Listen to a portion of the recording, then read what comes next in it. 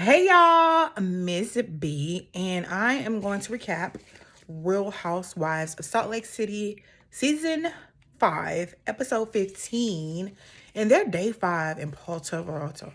I hope I'm saying that right. Wherever I'm saying it, I want to go there. I've been wanting to go there. But anyway, the episode opens up with everybody getting ready for breakfast. Brittany's at the coffee maker. Whitney's doing something. I think it's Angie K and Baldwin sitting down eating breakfast on the balcony. And they was like, "Did you sleep good, girl?" "Yes, I slept good." Like, "How was your good?" "Girl, I slept real good." But then they show Lisa get on my nerves, Barlow. And she's alone. This is how she talks. She's alone. And she's like thinking about what happened at the dinner previously the night before. Remember, everybody was coming after her and she got really mad and stormed off like she always does and says, "I want to go home." So she also lets us know that Bronwyn went in her room and talked to her and Meredith about the conversation previously after the boat ride when she revealed, what's going on with her and her husband, Daddy Todd, and how she felt Lisa and Meredith wasn't as accepting of, her story and as compassionate as the other ladies were, like especially Whitney and Heather, etc. So she kind of throws Whitney, Angie K, and Heather under the bus. So I was side-eyeing you, bro, and maybe I'm always rooting for the wrong housewife because you looking real shady, real two-faced. Because why would you go to Lisa, get on my nerves, Barlow's room and tell her about y'all conversation that she had no idea about? And also, remember, they're in two different villas. She snubbed you and put Brittany in the villa with them. Remember, the Regina George clique. And you're over there with people who don't like you. So why would you go over there and talk to her? I don't get that. It don't make sense to me. But anyway, moving on. They show the next scene with Meredith and Heather, where Meredith comes to Heather's room. They both got on like a tennis little outfit. Like, "Hey, girl, quit you wearing, girl. This whole thing, I just pulled this out of my closet." Whatever. And then Meredith's like, she talks really slow and low, and the husbands and the. And she says, "What's going on with Brittany? Because I don't like, at dinner when she kept mentioning that something was going on with me, that I was sick about something." And Heather was like, "Girl, I don't know, girl. Like, I don't know what's going on with Brittany. I don't know why she said that." Because remember, Brittany was going around saying, "Something's going on with Meredith. Something's going on with Meredith." Everybody was at Glam. "Something's going on with Meredith. Something's going on with Meredith." So anyway, that's in Meredith's mind. And I was thinking, the first thing I thought, I'm like, uh-oh. From season 1, once you get on Meredith's SHIT list, you stay there and she's going to read you. Remember, Meredith is a lawyer. I'm not sure if she still practices law, but Meredith is a lawyer and she likes to plant her case and, whatever. So let's move from there. They all get in the Sprinter. Then the Sprinter kick in. You see them driving down the street of the town. And then Lisa brings up, "I would like to talk about how y'all were having a conversation about me. Baldwin told me." And I'm like, see, Baldwin girl, you should just keep your effing mouth closed. See how Lisa do you? Because she didn't even have to bring it up like that. But that's your friend, though, right? You want to be friends with her so bad. It's so bad. You just want to be friends with Lisa Barlow so bad. Now, you see how she doing you? Okay. So then, Lisa starts, going at Heather and Whitney and Angie. Then Whitney and Lisa go at it real hard. And Lisa says, "F you," or something, or "shut the F up," or whatever, and calls her or something. And they start cussing each other out. And and Whitney calls her a "see you next Tuesday." And she's like, "Sweet, I call you trash. Because you got trashy mouth. Blah, blah, blah, blah." So it's like screaming and yelling with all the ladies. Then all of a sudden, Angie K says, wait. Words of Beyonce, wait. "Brittany, why are you recording us?" Everybody stops and like, she's recording us? So they was like, "Let me see your phone. Angie K was like, "Swipe left or swipe right. How you do on Tinder? Swipe." And she's like, oh no, my daughter just got a 100 on her test. No, I don't know what I was doing. I don't know. I'm not buying this whole Brittany is clueless. Brittany doesn't know how to work an iPhone. Brittany doesn't know the difference between a photo and a video. You can miss me with that. I don't get that. And I really want to know, like, girl, why was you recording their argument? It's cameras already there. You're on a reality show. But there's certain things that Bravo will bring to us, the audience, and certain things they will leave on the editing floor based on what the context is. So why are you recording them? Like, I didn't get that. So then after that, oh, baby, that activates Meredith. Meredith screams, why? And baby, the camera from the top was like all in Meredith's dome and like all in her face. And you could see her veins, and her head is real big and enraged with a lot of vitriol and the whole you can leave energy that she had before when they was in Palm Springs. And she was like, you're vile. You can leave. I am sick of you. And then, I mean, she goes in. I've let you in my house. Like, Meredith was hot. What's so funny is Mary Cosby is sitting next to Meredith. And she cheering her on like, get her, girl. She was like, get her, Meredith. Because, like, why are you recording their conversation? They're not even talking to you. It's not even about you. And why are you recording this? I would feel a way too, especially coming off the heels of last season with Monica, who, I mean, unpopular opinion. I feel like if it wasn't for Monica the last season would have been flat. But they're coming out for that, the trust issues and all the lies, receipts, text messages, and all that crap that Heather said that went viral. But I mean, Meredith is going in, and then all of a sudden, like, all the ladies are going in. You have, Brawwyn saying, oh, you saying you recording this after this, and then you have Whitney, and you have Heather like, I tried to root for you. I don't know why I brought you around. And do you have Angie K? Like, you have all these women like ganging all up on Brittany. I mean, ganging up. And she was making up every lie that you could possibly think of that didn't make sense. Oh, no, my daughter got 100 on her test. Oh, no, my daughter ran a triathlon. Oh, no, I was looking out the window and look at this little guy selling pineapples. Oh, like, she was coming up with all the lies. And it was like, Angie K was like, swipe left like you do on Tinder.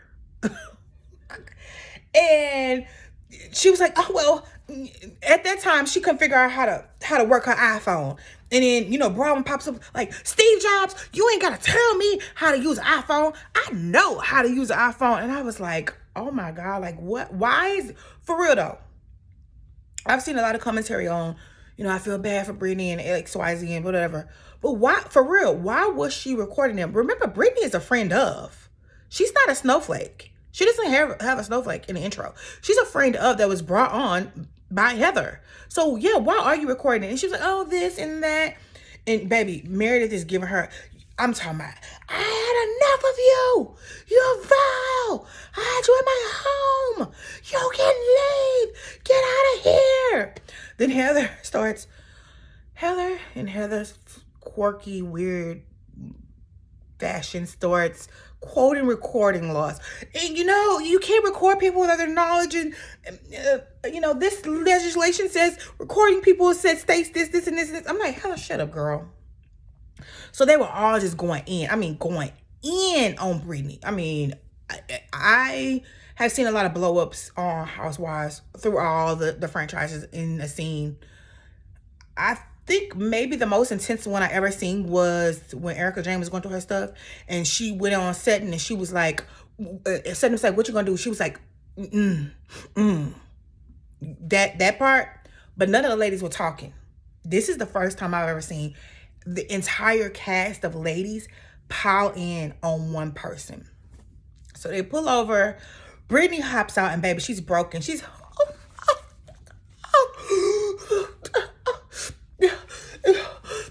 me, somebody. I don't know what to do.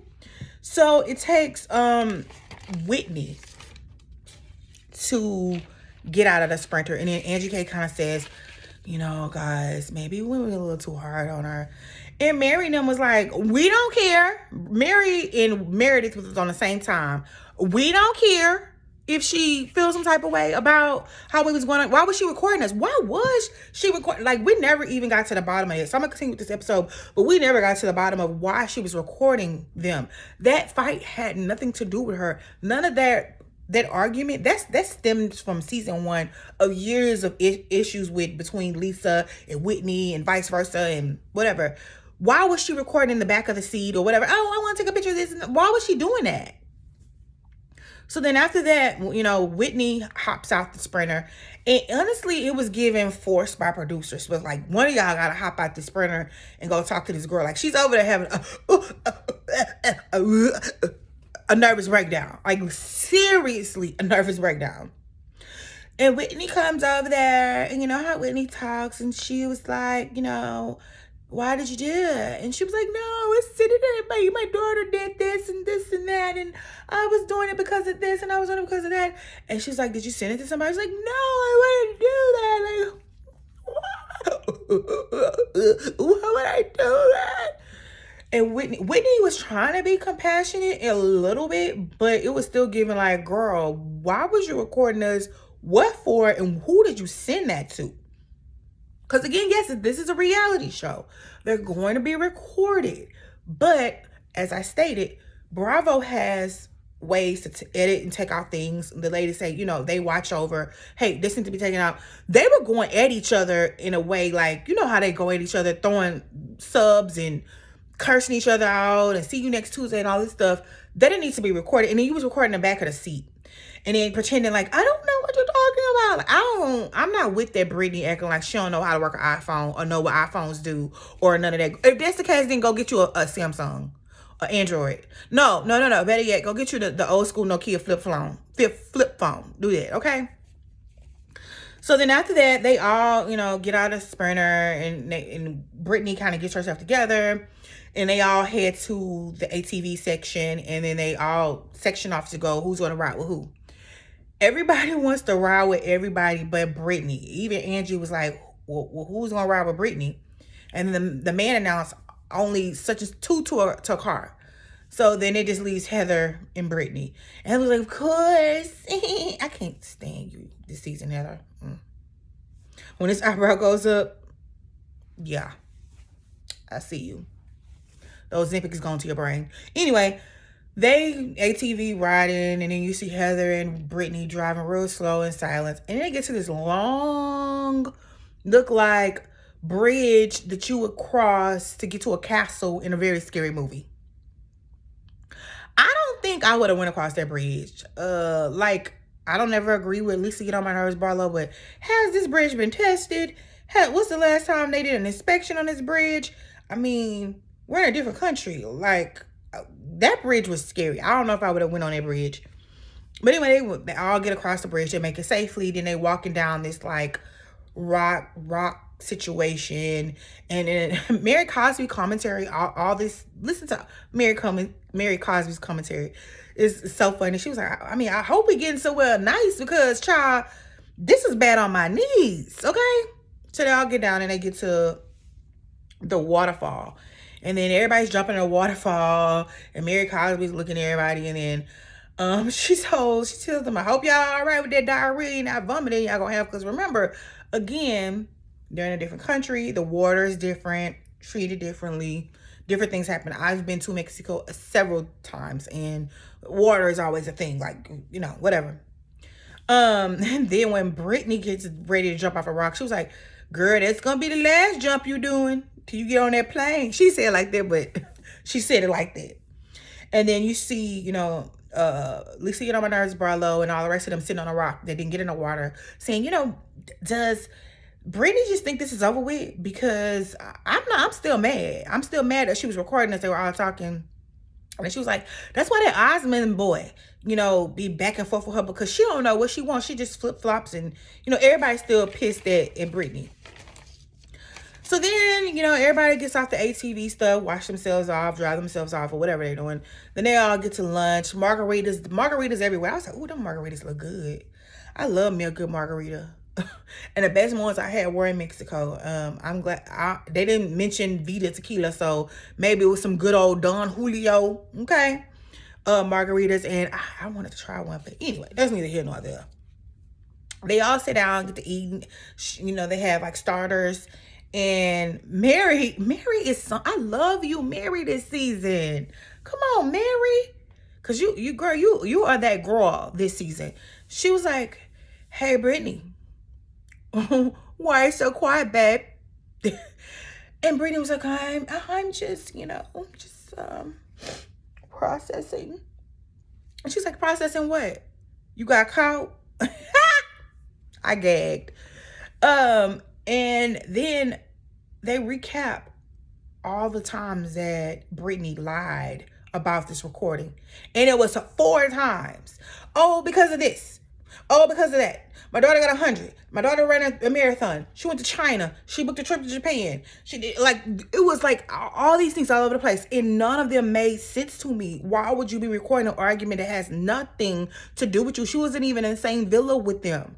Why are you recording the back of the seat? You can say the back of the seat, anything. And then that's when, Meredith kind of gets activated again. And then Brittany, in true Brittany form, she's still broken. That's one thing that I've lied about. Announcement. It's an announcement. She always has an announcement. It's one thing I've lied about. And everybody was like, wait, what's tea? What did you lie about? And she was like, oh, I did have relations with the Osmond boy. Oh.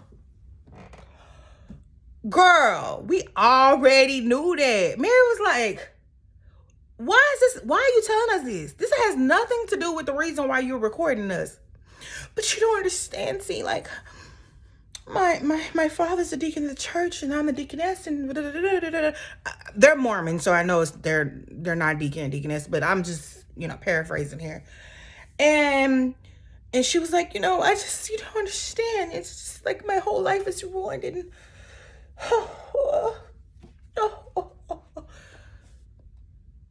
this is how I was on the TV. Girl, please. And I was on the top of time that Meredith and Mary was still on. And Heather has a Mormon. Remember I told you last recap, that Mormon fabric is still really ingrained in Heather. I don't think Heather wanted the divorce from that man. I don't think Heather did not want to be disconnected from the Mormon church. I don't think Heather really wanted to be a part of whatever life. She says, she was like, my neighbors are Mormons, my friends are Mormons, my extended family's Mormons. And she was like, no, guys, we have to listen to her because she's coming out. This is when she comes out. And everybody kind of chills on her. But you can cut, baby. If the way Meredith was looking at Brittany, if her eyes were like not, she would be unalived, because she was looking at her like, I'm gonna give you your moment to, you don't understand. My nieces look up to me and everybody looks up to me. And Heather is like, I'm gonna give you a pinky hug and a grasp of how the Mormon church is torturous and treats us, and we have so much trauma. And then Baldwin nodding her head, tunes in to that conversation and basically says, I get it. They, really, they wanted me to get rid of my baby. They not get rid of, as far as like unalive, but give her up for adoption, act like she didn't even exist. And that's the best part of my life, was my child. And, Bronwyn has a little sympathy for her, but I was still side-eyeing you, Bronwyn. I was still outside on you. So they all, have that little moment or whatever. This is a Mormon torturous. You don't get what it means for me to be on the show. And also Whitney chimes in, is like, girl, I get it too. Like, I got kicked out the church for getting with my husband. And, look what all the stuff that I done been through. Like, we all get it. And Whitney was like, we all rely on each other. But sisters, you and me must never part, not the die. Anyway. There was a Color Purple reference. For those who know. They move on, and again, Whitney and Heather help her, and then Meredith and Mary ain't with it. And then they pivot to a scene where it's, the producers, I think the producers asked her at this point, like, why did you do that? Like, why did you do that? And she still couldn't answer. Why did she do that? And then I think I saw on like maybe the after show or somewhere on one of the Bravo sites, Instagram. That's not the first time that Brittany has recorded them. I think maybe it's the first time her getting caught, or maybe after this they started watching her more. But they found out later on that this is not the first time that they found out that Brittany was recording them, and I'm still in confusion of why is she recording them. Nobody ever answers that question, and I still want to know. I still want to know why she was recording them. So then after that, they all leave. They go shopping.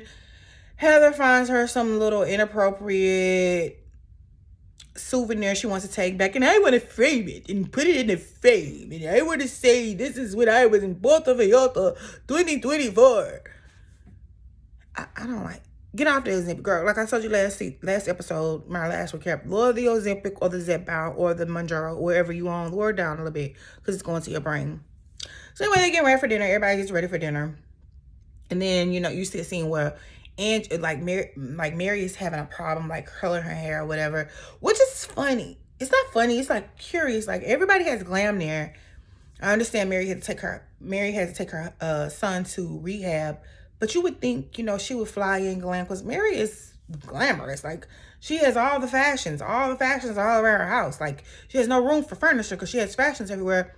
Like she wouldn't have anybody there, curl up her wig, touch it up. But you remember Angie is a hairstylist, so she comes in there and she helps her. And that was a beautiful scene to see. I hope their friendship still remains the same. I'm going to jump ahead. I do see next episode, they're going to get into it about something. And I don't want that for them. I want this sisterhood that they've made on this show that seems real to stay intact. So they get ready for dinner. And then they all leave and they go to dinner and they go to this beautiful restaurant. Like, again, I want to go to Puerto Vallarta. And I want to know what the name of this restaurant was. Because it seems like when they walked in, you could see like the top of everything was beautiful. It was beautiful. I don't think the camera really gave it justice until I like really looked at it. Like, it was beautiful. And it wasn't no Vida Tequila sponsored, restaurant. And they all sit down. And honestly, this is the first time I ever heard Lisa like, girl, I'm tired. And I'm through and I'm tired. I beat up. Let's have a great dinner. And then Angie brings up, I would like, her voice is kind of raspy. I can't do her voice. I would like to talk about, the conversation earlier. We didn't get to it because Brittany was recording us about what you asked about us, talking about you, Lisa, get on my nerves, brought low. And then they go back and forth about who said this, said what. But then Meredith got her eyes still locked and loaded on Brittany. Like I said, Meredith is a lawyer. One thing I've noticed about even being around lawyers or people I know that study law, been in law, they want to plead their case. She's upset with her because she's making these false claims that something is going on. But in my head, I was thinking, Meredith, you're making it worse because if nothing was going on, if you was just in your room talking to Seth, your husband, maybe the husbands, and coughing, having a cough attack, why would it be a big deal? In the words of my mama, when you know what you know, you don't need to explain nothing to nobody. Why did you have to turn on your legal lawyer hat with Brittany? And then she went on about how I think you planted devices in my room, and I think you did this, and I think you did. And Brittany was honestly, we all was like, what? Not, the early in the episode, her and Heather was looking for devices and stuff. I was like, they was all here and there. Do you see it? Do you see anything? No, girl, I don't see nothing. And they was over there, and it was like, girl, do you see anything here? No, girl, I don't see nothing. I'm like, Meredith, like, you're reaching. Like, girl, Brittany, girl. Like I know, you better watch out. Because Meredith, like I said, when you get on that list with her, see the last person that got on Meredith's SHLT list, she in jail. Moving right along. Then, they go back and forth or whatever, and then the dinner kind of ends, and they're going back to the room, and you know they're all talking in the go-kart about the conversation that was never honestly to be hashed out, because everybody kept arguing and getting into it with each other, and then Meredith wanted to go in on Brittany, and this and this, and it was a lot. So they didn't really get to talk about the real issue that they were in the spring to talk about, which was this conversation that Bronwyn had with Whitney and Heather. And Heather basically said, we basically told her, you and Lisa Barlow went kind of like get it, basically, because y'all had like little issues within your marriage or whatever. And Meredith was like, "Ooh, what do you mean?" Remember, she talks really slow. The only time Meredith talks where I can understand her, where she's not slurring, is when she's angry. When she's not angry, I can't understand nothing she said. She's really slurred, really long-winded. The husband's rumors. Remember from last season? The rumors. She's really like that. So I was like, okay, we in this golf cart. They were playing with each other. Mira was taking Heather's hat off her head or whatever. And then Heather didn't think none of them. She was like, she was like, your emotional affairs are basically like, that's what she said. And so they're all walking in, and she's like, "No, Heather, I want to know again. What were you saying?" And Heather's playing, and Whitney's playing, and they're playing with each other. And Heather's like, "What? Like what, girl? Like what?" She's like, "No, you said affairs and emotional affairs and all that stuff, whatever." And Meredith picks up on it, basically saying, "Oh, you told her I wouldn't understand her plight because I had an affair with my husband. But she wanted us to be known. We were separated then." Let's not forget the hot mic moment that Lisa Get on My Nerves Barlow had when she let us know that Meredith was spreading low and landing wide for everybody in New York. Remember? They so keep